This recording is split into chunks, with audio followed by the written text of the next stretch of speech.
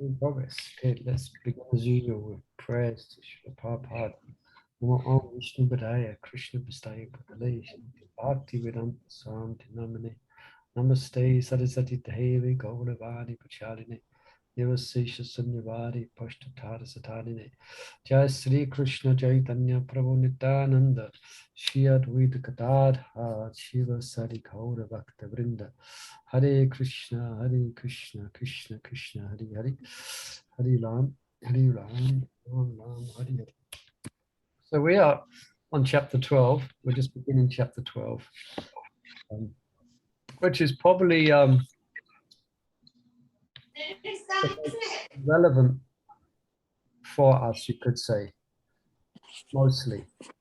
I think everyone, I think we all, to one degree or another, we struggle to be attentive.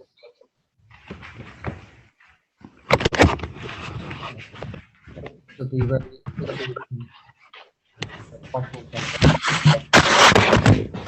Let me just mute someone 1 second. Hare Krishna. Too much noise. So, without further ado, let me just lock up on here.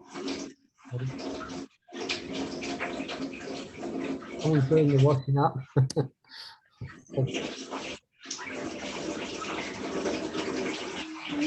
Who's doing the washing up there?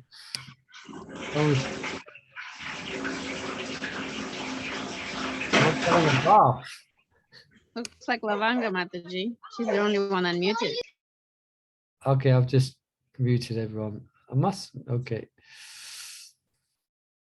All right, let's begin then. I think Nitai Mataji had their hand up first. You can unmute.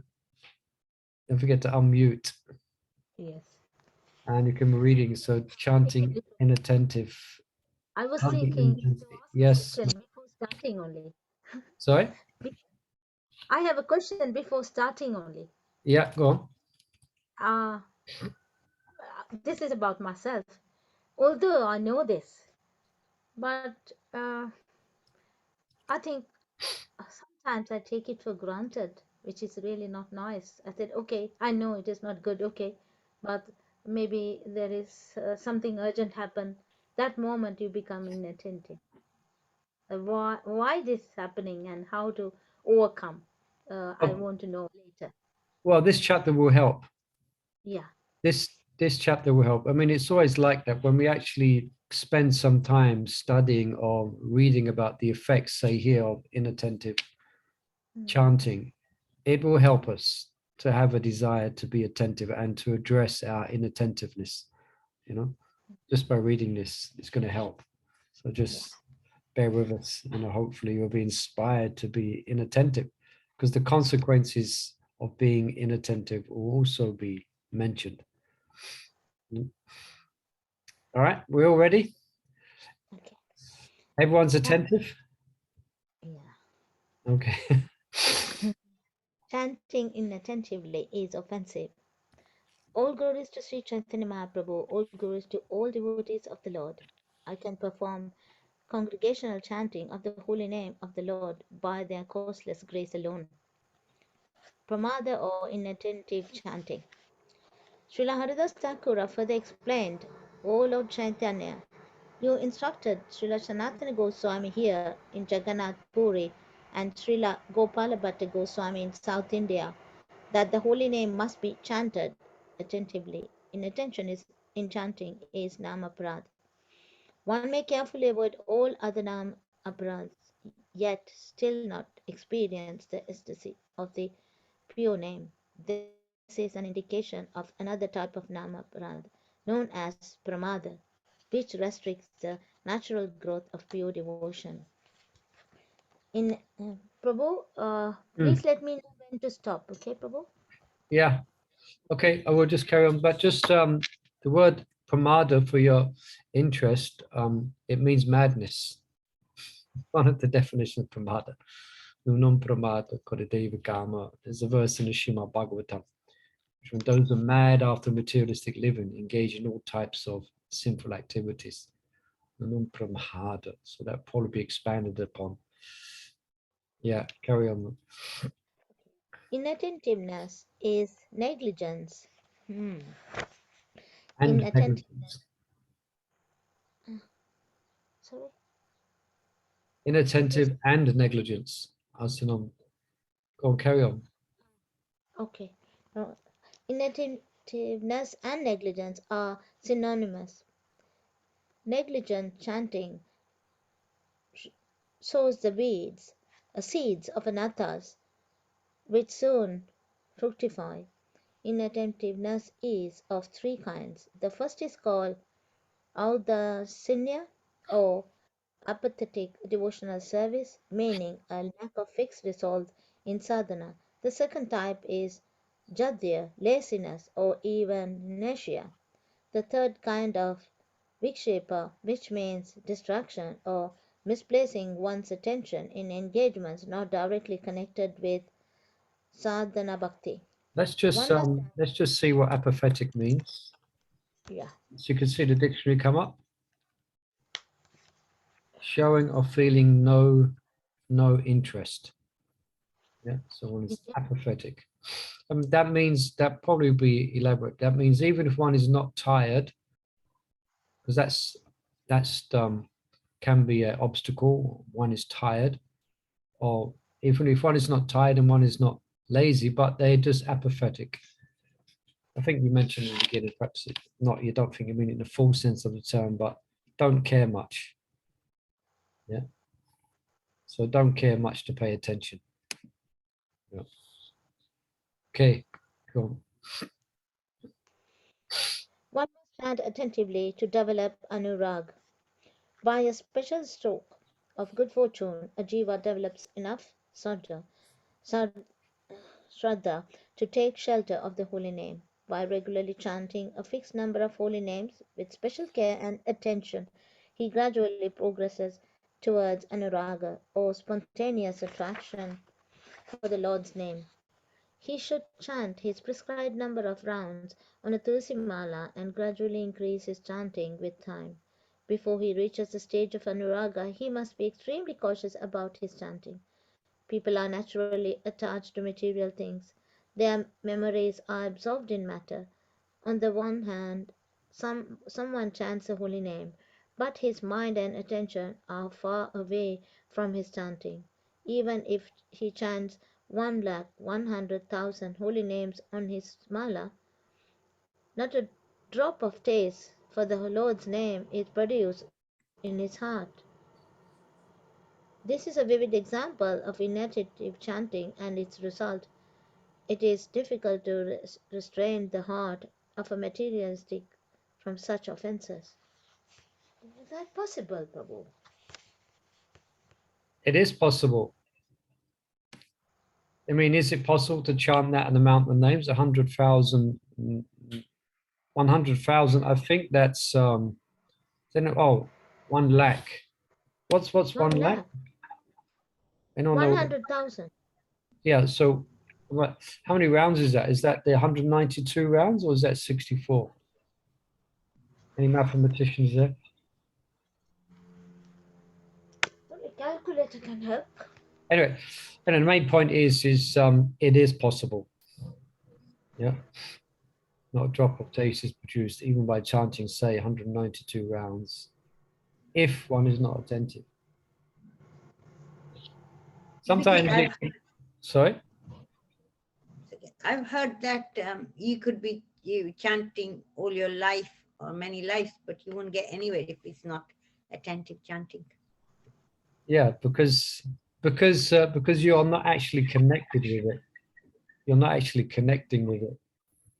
So it's going on like a machine, but you are somewhere else. So you could be chanting a long time, but if you're not actually listening to the chanting, the effect won't be there. And I'm sure perhaps we might have, I mean, we've all been chanting, most of us have been chanting for many years, probably generations, 10, 20, some more, 30 years. I'm sure we've had the experience. I mean, I've had the experience where I'm inattentive, but as soon as I tidy things up and I'm paying attention, then you start to feel a little bit attracted to the sound, you know. As soon as you kind of arrest and stop yourself from being inattentive and you concentrate, then after some time you start to feel attracted. That means to being attracted means you've got some taste to one degree or another. So it really is on us. It's our responsibility to actually be attentive, and then Krishna will bestow his mercy. Or even, so I'm sure we also experience as well, where we're helplessly, we are trying to be attentive, but we're helplessly defeated. But at least we're trying, and we have a desire amongst the quagmire and amongst our distracted mind. We're trying to be attentive, but there might be different issues going through our mind, issues we're dealing with, or situations, but we're trying, but we're failing. But then Krishna sees we're trying, and then he will make his holy name attractive. Then, if he sees us trying, despite our keep on failing, but the seed of it has to come from us. We have to want to be attentive. Even amidst a very disturbed mind, Krishna will step in, but we have to care and not be apathetic and want to be attentive.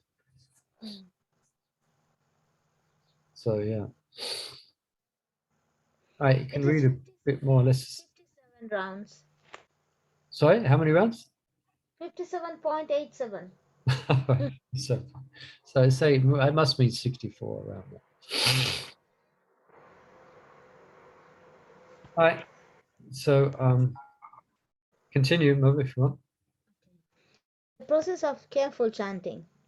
One must take it his daily routine to chant for an hour in the company of the saintly Vaishnava in a lonely, secluded spot, taking note of the Vaishnava's devotional attitude and his relish for the holy name.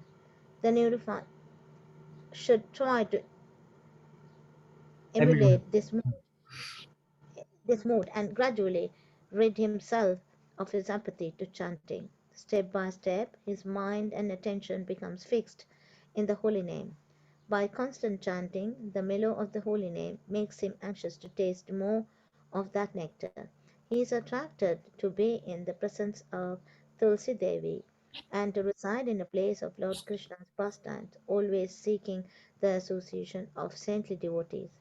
He takes up their discipline. He follows in the footsteps of previous pure devotees in relishing the sublime joy of intimate devotional service or bhajana.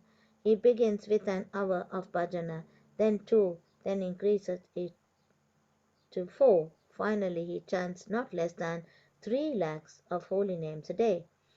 Mm-hmm. This That's 3 helps him. times 64. Yeah. So his links with materialism. Oh my God, then only materialism will go away if you chant like Yeah. that only. Perhaps if you just finish with this next paragraph and we can stop. Another effective method to remove apathy towards the holy name is to sit in a closed room alone and meditate on the name did the previous sages. If that is not possible, then one should cover the head and face with a cloth and concentrate on the holy name. Slowly one develops attraction for the holy name. Apathy and inattentiveness will gradually vanish. All right, so it's giving the means and methods for overcoming apathy. So again, apathy means to have, let's just look again, lack of interest or lack of enthusiasm. All right, so here's some recommendations. Many of you might not have the opulence of having a japa period with other devotees, but I think some of you are probably doing japa online or like online sanghas. I know that was going on some time back. Yeah. I was remembering Swambhavan Keshav Maharaj at the Vimana. He used to chant before closed fully. He will put a chadar on his face down and he will chant. Yeah. Another way, an interesting way here it mentions to cover. So the reason one's covering one's head is so there's no distractions. Yeah. That's the idea. But Should when chant loudly. yeah, Otherwise, we used to, when we was traveling on Sankirtan, we used to put buckets over our head sometimes. And that's really good because it echoes. You put a bucket over your head and the sound just goes everywhere. So, but you have to be careful because we was doing it. One of our devotees on our party was doing it. He was struggling with chanting. So our spiritual master told him to cover his head and chant loudly. So he did that with a bucket and he was chanting loudly, but he was doing that outside. And he got some curious, very concerned members of the public contacted the police. It definitely looks strange. So you have to be careful where you might do that. All right. So any other questions or about this or comments? This is the first being addressed here as apathy, being apathetic. So at least we should recognize we're being apathetic, you know, and care about it. And then, yeah. All right.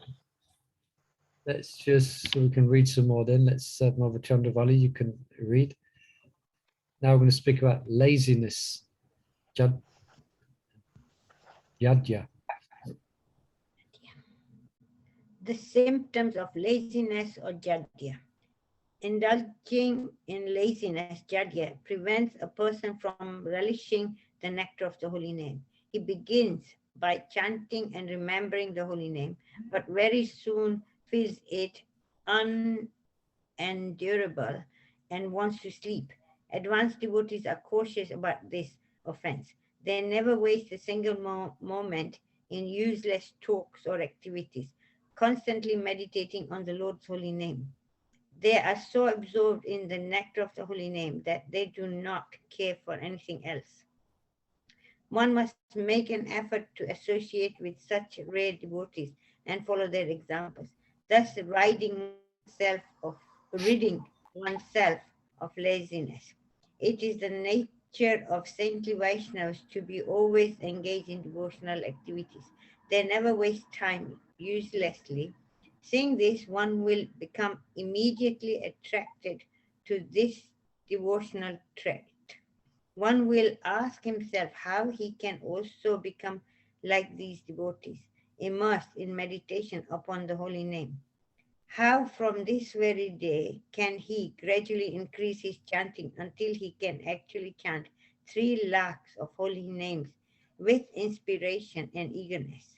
When Lord Krishna sees such enthusiasm, he reciprocates by removing the neophyte's mental inertia with the power of his name, and by bringing him into the association of advanced devotees.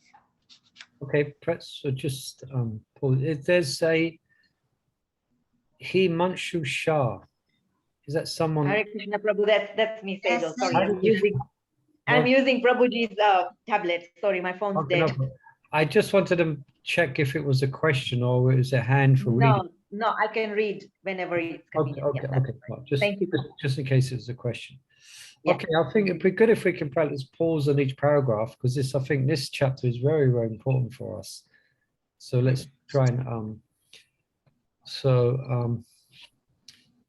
yeah, I mean, in my years of chanting, I've experienced this where even though I am tired, Krishna can remove your tiredness. It's mysterious. Sometimes I begin chanting my japa and I'm tired, but I don't want to fall asleep. So in order to not to fall asleep, I'm paying more attention to the holy name. And then at some point, the tiredness goes.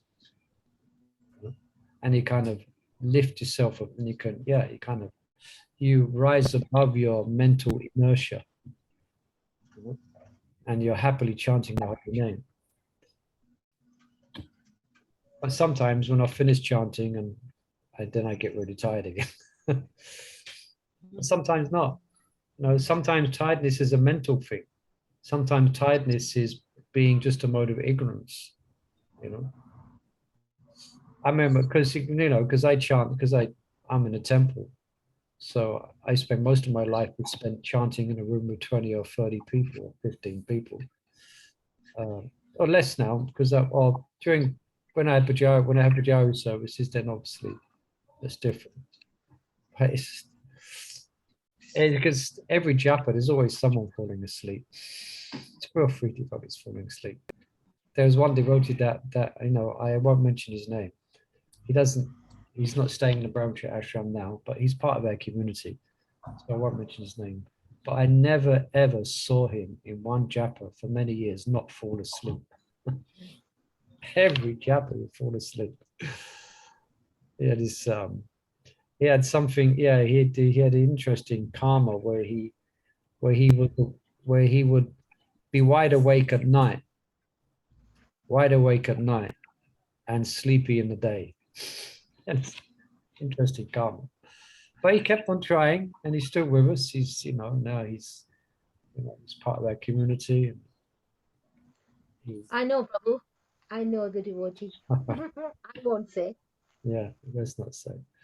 But any questions about this? Can anyone perhaps share their experiences? Perhaps some of you chanting when you're tired.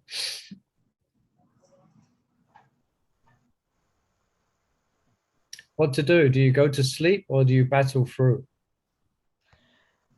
Prabhu, can I say my experience? Sometimes. Yes. Sometimes I try, I battle, but if I fail, then I somehow finish that round and keep the bead bag aside and just take a small nap. Sometimes I have done it. Yeah, I guess it's like an individual thing. We have to judge what we need to do. But because yeah, I like to battle through. Yeah. I think if I wake up and I'm really tired and I think just let me get through this japa and really focus and push on. And I tell myself, you can have a rest after japa. Yeah. And then by the time you finish the japa, Krishna reciprocates so much with your effort that you don't even feel tired after. Yeah, this is exactly what is mentioned here. Mahaprabhu is mentioning is that when Lord Krishna sees such enthusiasm, so we should have enthusiasm, he reciprocates by moving the neophyte's mental inertia, so our inertia, with the power of his name. Yeah. Prabhu, it's not all the time. Some days I have done it. I cannot and why I have done it, sometimes I sleep at 2 in the morning. Yeah. So if I get up at 5:30, yeah. Actually, I did have to have a rest today myself because I had a low sugar attack or something yesterday, and I was really shaky. And I got up this morning. I woke up at like 2 a.m.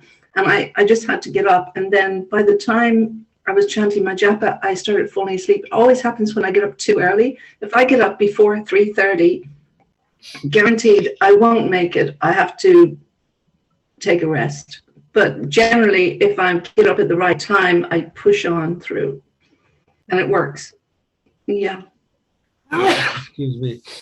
Yeah, so I guess we all have to kind of know our boundaries, and know, like for me, if I'm chanting in the morning during a japa period, if I'm tired, I will never go and take rest. That's I will never do it. I will just fight for it. But if I'm chanting japa in a day and I'm feeling tired, then I might take a little snap. But at least during the morning time, I will never retreat up to the ashram to lie down. I've done that once or twice, and it feels, and when I wake up, it feels like the mode of ignorance is beaten. Exactly. It feels like, you feel so annoyed that you slept through japa. It's like, yeah. So it's good for us to have some, again, sankalpa. We should have some determinations. You can imagine, because if we don't challenge ourselves, if every time we feel a bit sleepy, Like every time we feel a little bit sleepy, that's it, bead bag down. Then that's not so good. With some, you know, we should have some boundaries where we're gonna not succumb. Because actually sleeping is the mode of ignorance. But we do need to sleep. Right? It doesn't mean we don't sleep. I mean, that's why chanting japa is a serious business. So it starts the day before. It starts the day before, like what time we're going to go to bed, what time we're going to take rest. You know, we should, if we're enthusiastic about our japa, we're not going to stay up, you know, merging into YouTube or whatever to 11:30, 12 o'clock at night. You know, no, I'm going to wake up tomorrow and I want to chant my round. But for me, I've been trained in the temple, so my morning starts at 4:30 in the morning. That's when I should be there at the temple. So and I find your japa, some people say your japa starts the night before, and it actually does. Yeah, that's what I just said. Yeah, your japa starts the night before.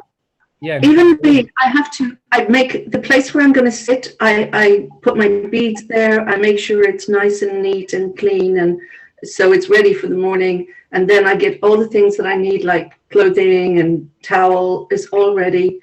And then, because I used to get distracted, and when you have to start looking for things, you get very distracted. So if you have everything in place the evening before, and you know, I had to tell myself this because I was always getting distracted. This is what you're going to do in the morning. You're going to do this, go straight into the bathroom, straight to the japa seat and chant. And if you have everything ready, you don't have to look for your bead bag. You've placed it in the right place the night before. You've got everything ready. And then you don't have an excuse. Very good. Yeah. I was just thinking that probably for yourselves at home, because most of you are staying at home in your own ashram at home, your place, you probably might have more challenges than devotees do in the temple to one degree or another. So here, Mother Lavanga is sharing a tip, a very good tip, you know, organize yourself, organize your space. I think Satchidananda Maharaj calls it your sacred space, you know. Good to have a clean room, good to have a clean environment as well, and prepare to make sure you're not distracted.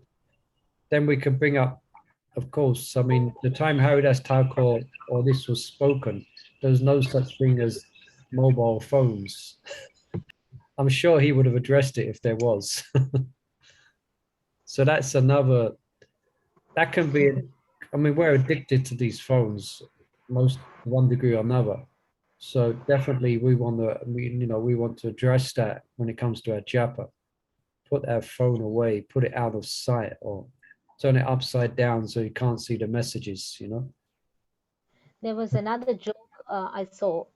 They said, if Srila Prabhupada would have known the WhatsApp you can type with this finger, then he would have done something, not to put this finger out or done something else, you know.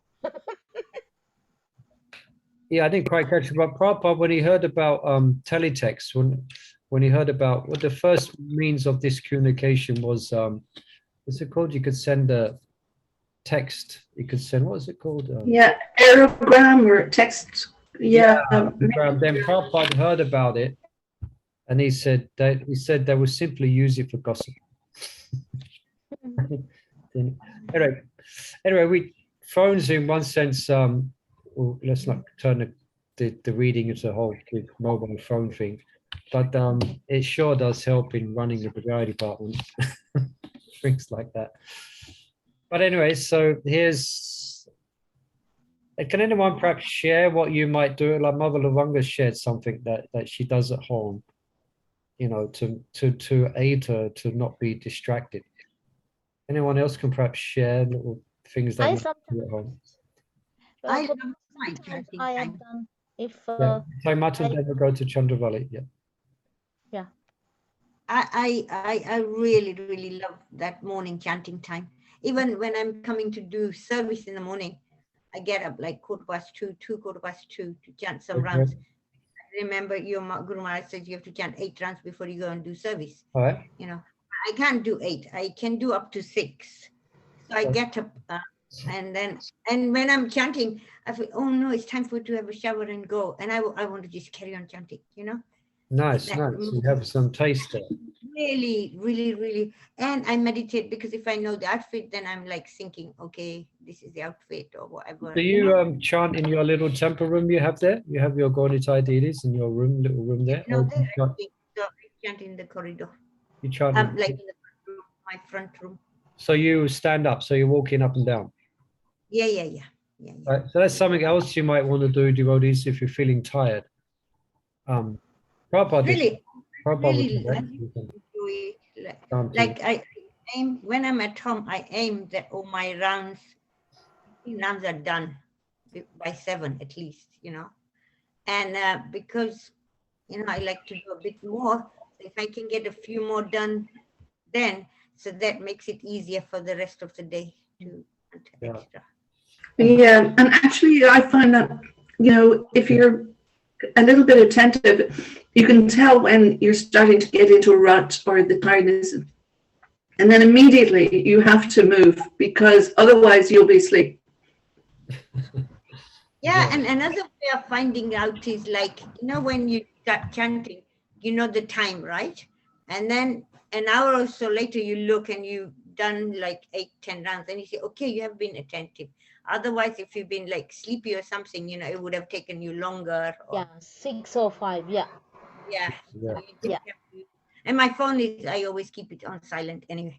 I'll just quickly look at it in the morning. If there's anything to answer, I'll answer it. It's done and out of the way, and that's me done. Yeah. So these are very good. These are practical things that I think most of you are probably doing, but these things can help us, you know, organizing your space, waking up as early as you can. That means organizing yourself the day before, etc., etc. Anyone else has any tips on your, let's just say tips at home, your space and your environment? Another good perhaps thing is these days, don't open your computer. Don't open your laptop. And I have to do that. Don't open that laptop. Wait, I'll chant my rounds, you know. Yeah, I do, because I chant with Radhadesh chanting. They start at like 4. Oh, that's different. Yeah, so you can open your computer when you're with the devotees. Yeah. All right. Should we read another paragraph? Huh? And we can stop and come. Let's see. So, who was perhaps we'll have a few readers today.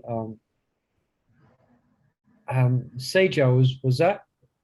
Yes, Hare Krishna. Oh, wonderful Raj spoke today, Mother.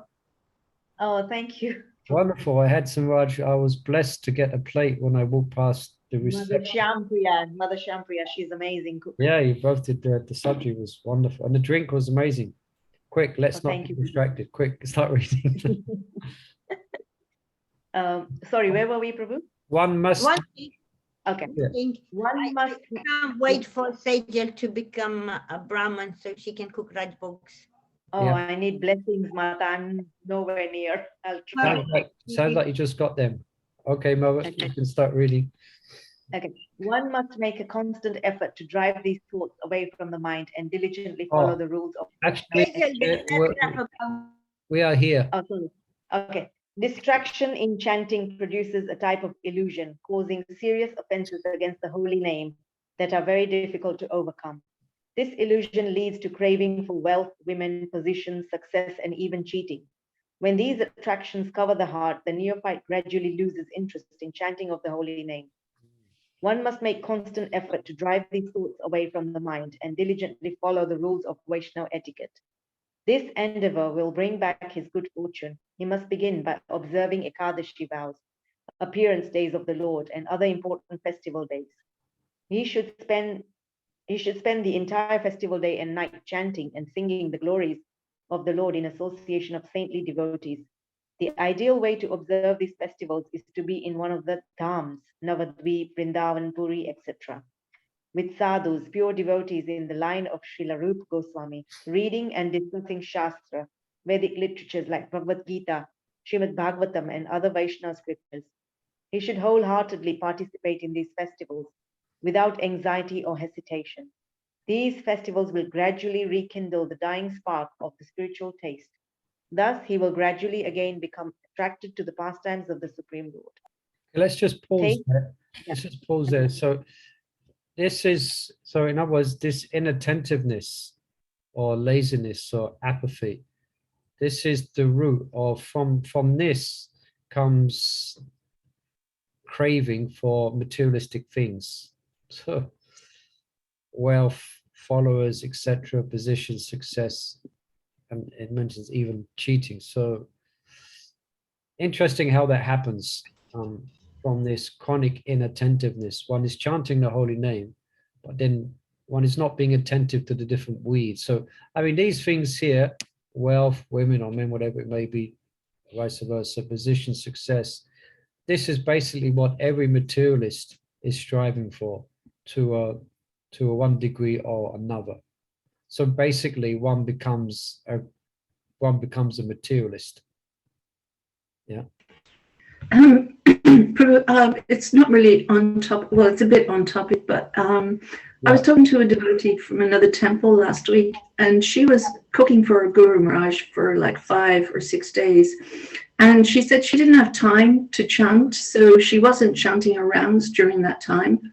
And I mean, is that okay? I mean, you think cooking, you'd have to get up earlier and do your chant or something.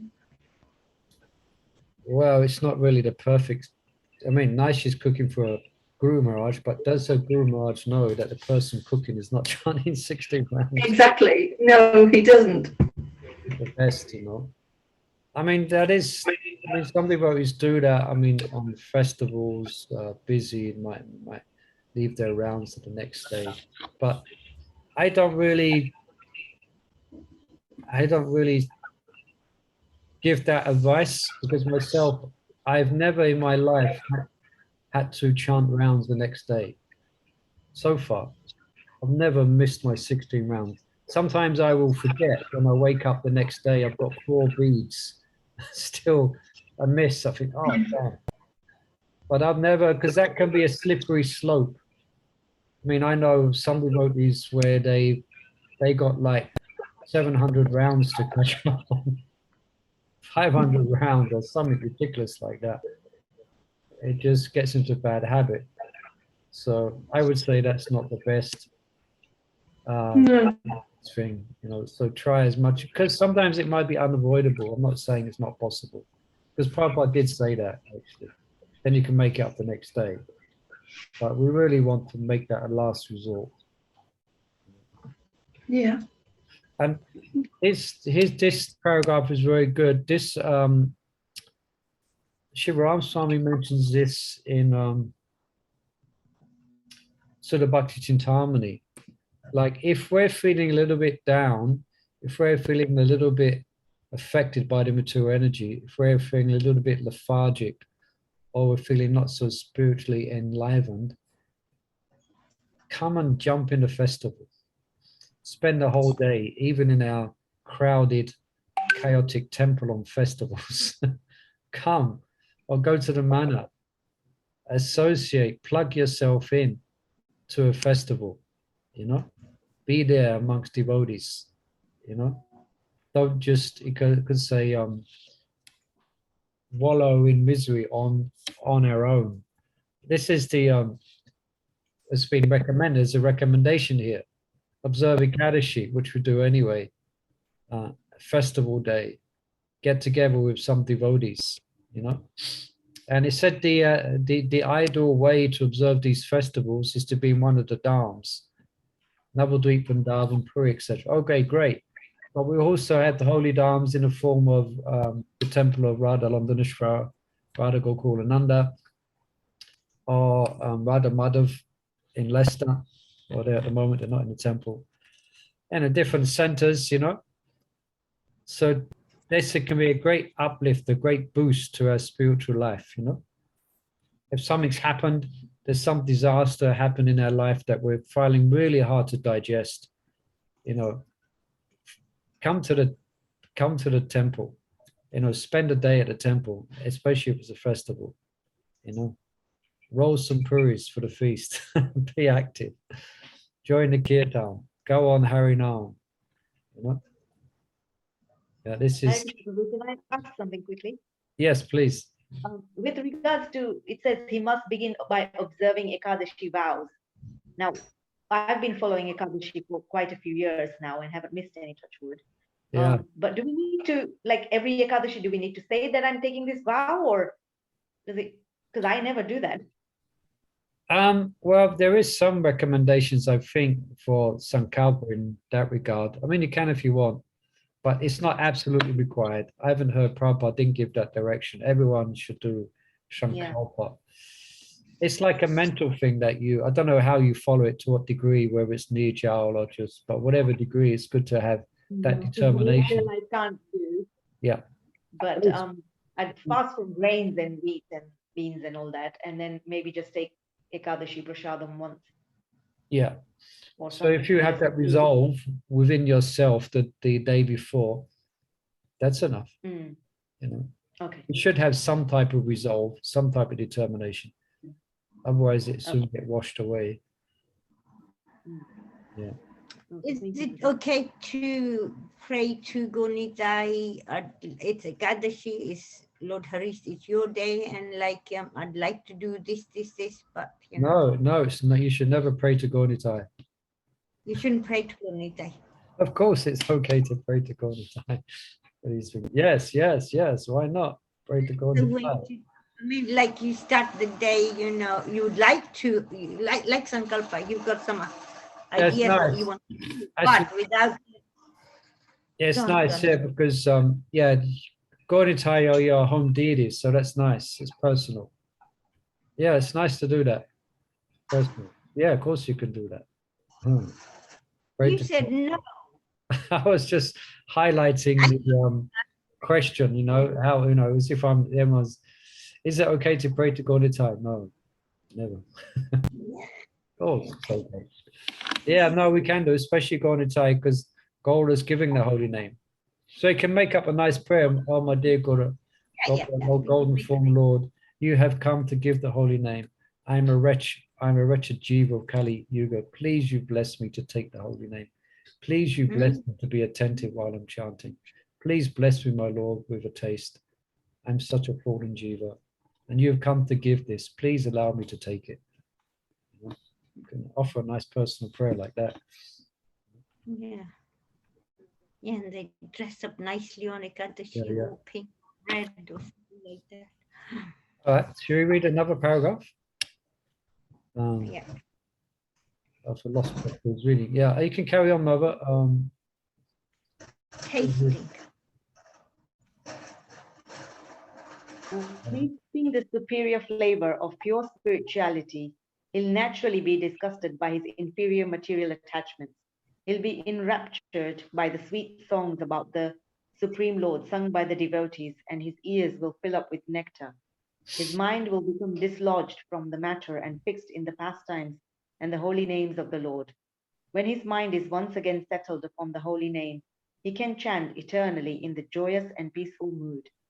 One must diligently complete the prescribed number of holy names according to his vow, and he must always check that he chants his rounds sincerely.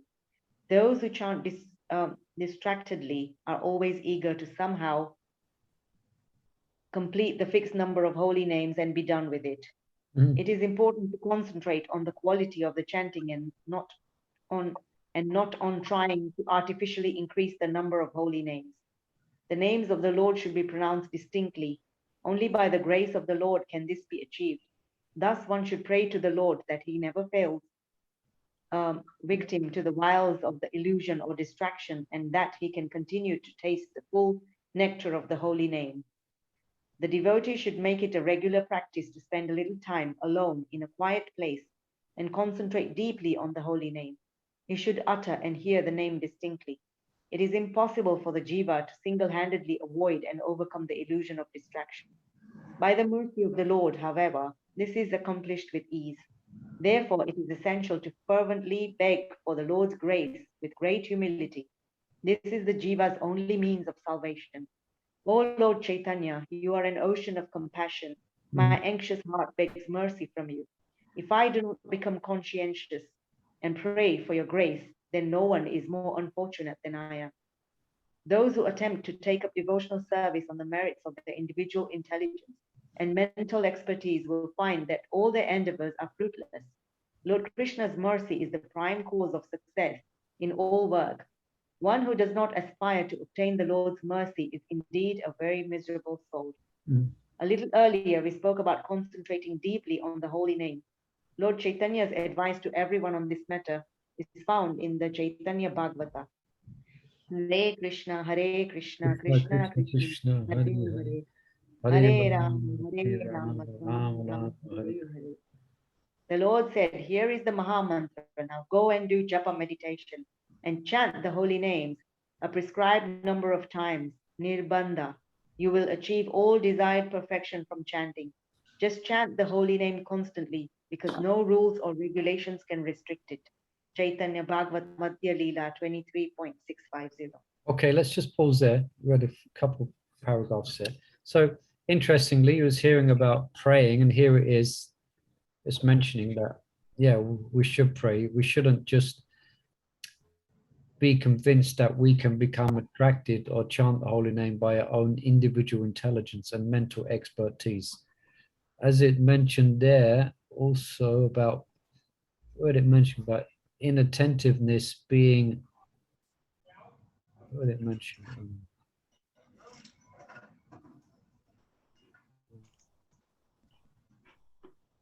It is impossible, yeah, what is it? It is impossible for the jiva to single-handedly avoid and overcome the illusion of distraction. Let's just repeat that. It is impossible for the jiva to single-handedly avoid and overcome the illusion of distraction. So therefore, we are dependent upon grace. So therefore, that brings in the need for prayer. And also mentioned as well, again, we was addressing that we should always eager to somehow or other. Yeah, we shouldn't. Yeah, it mentions here. I'm sure some of us have fallen prey to that. Those who chant distractedly are always eager to somehow complete the fixed number of rounds and be done with it. Some of us might have fallen into that trap. I think Prabhupada here kind of exaggerated that mentality one time. I've heard it sometimes where Prabhupada was chanting his rounds. He got to 16, I think. He put the bead bag down and he said, now I can do any damn thing I want. Now I can do any damn thing I want. So we have to be careful because chanting, we are chanting a fixed number of rounds. So it means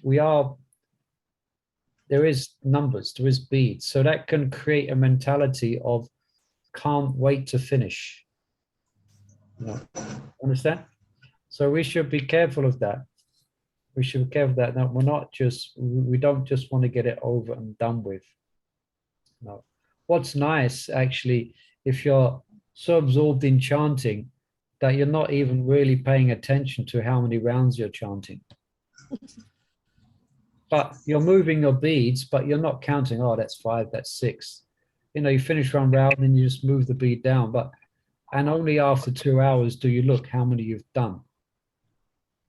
You know, that's nice. That's a good sign. Anyone ever done that where you're chanting a round and you're so desperate to finish it that you're feeding the rest of the beads up in your hand to find when the end of the beads are coming? Yeah. Can't wait. Pulling them up every few seconds. Oh, where's it? Oh, there's the end. Where's the end? At the end.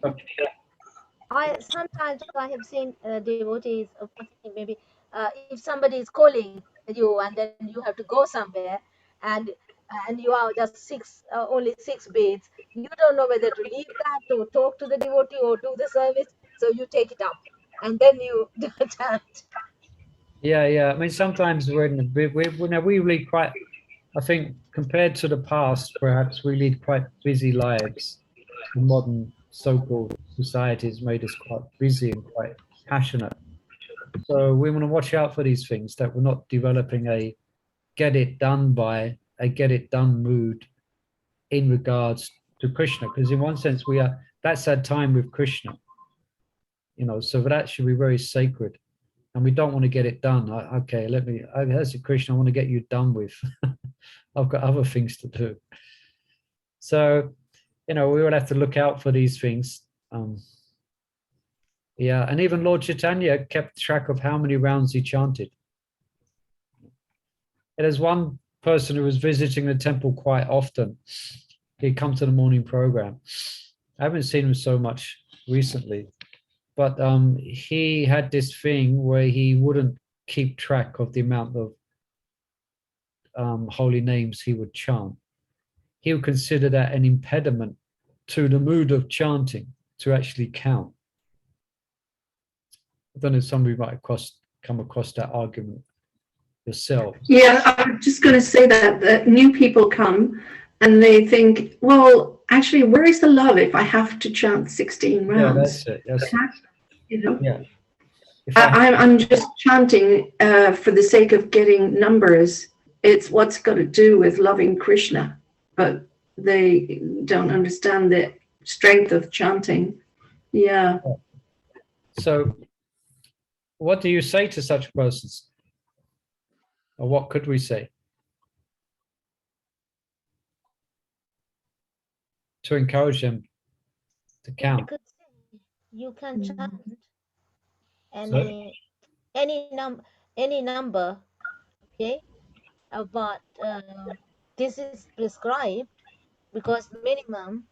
It doesn't mean you have to chant and stop there. If you want, you can chant more than that. Okay, that's an interesting way. Yeah, chanting round doesn't mean you have to stop. So that creates some kind of a mood of not being bound. So yeah, that might help. Depends who you're speaking to, I guess, if that helps. Another one, as I mentioned, you can mention that, well, Lord Chaitanya chanted rounds, a specific number, and also the 6 Goswamis in the Sat Goswami Astakam. It's mentioned that they did a measured amount. They kept record of how many obeisances they would do. I think Raghunath Das had a certain amount of obeisances he would follow, circumambulation of Govardhan and chanting.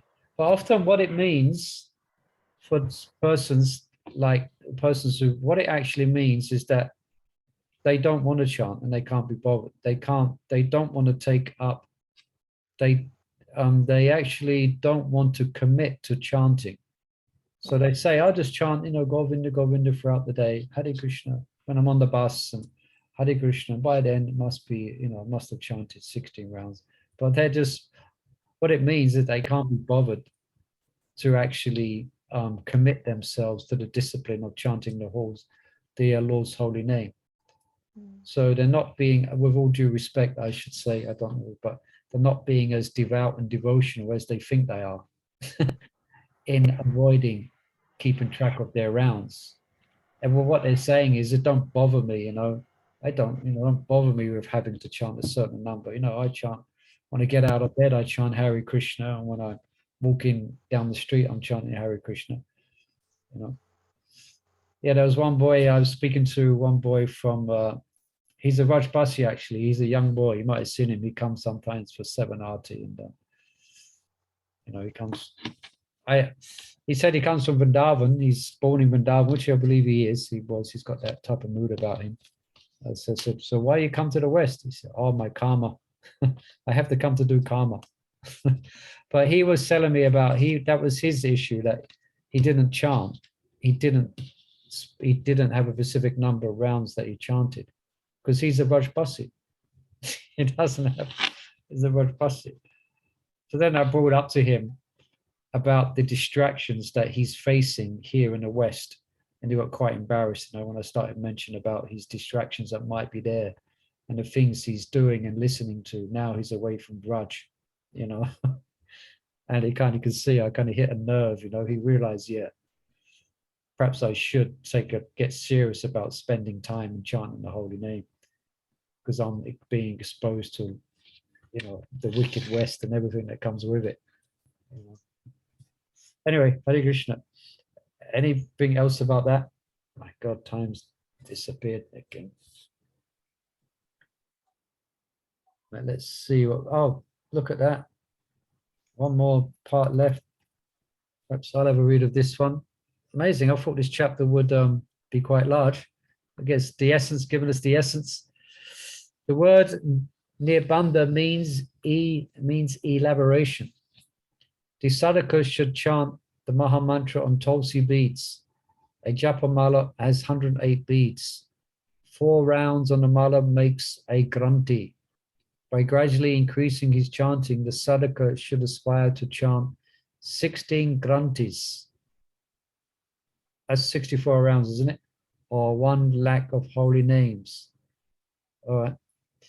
In particular, this number is considered as nirbandha. If chanting is then even further increased to 3 lakhs of names, the devotee will always be immersed in the Lord's holy name.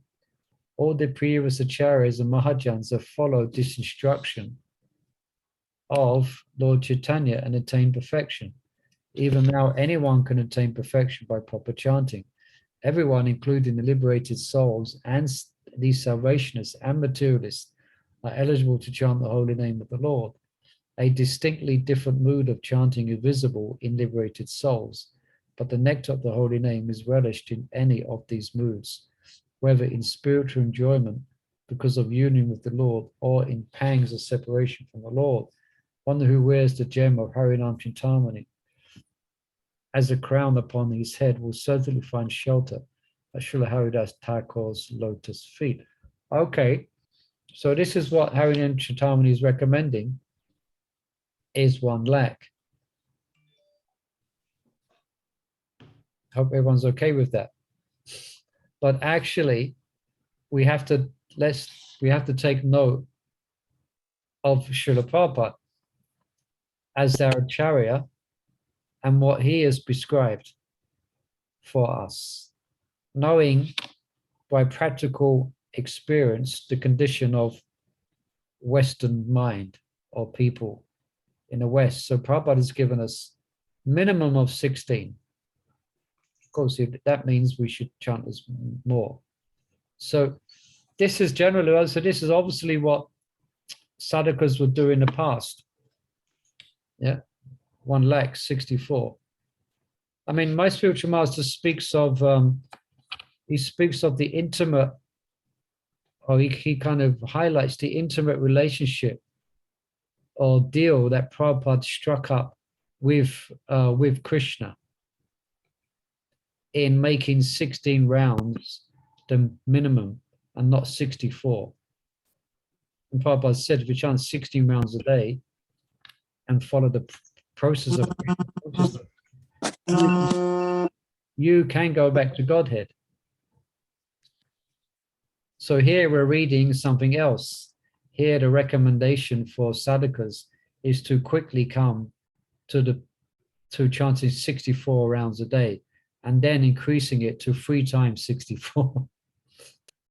That's like Haridas, that's 192. So this book goes back hundreds of years. So Prabhupada has made some adjustment to this. And he's been given, and so there was a deal struck between, like Guru Maharaj speaks about that, between Prabhupada and Krishna to allow these Westerners to chant minimum 16 rounds. But Murli Prabhu, can I ask a question? Yes, you know that story in where was the book we read? Sādhana-bhakti Chintamani, the end story. Didn't no, even yesterday in one of the questions, didn't Maharaj say that if you come to a point when you do want extra chanting, extra sadhana, then the management should give you that? Yeah, that's there as well. Wasn't it? As that person, I can't remember his name. Alex.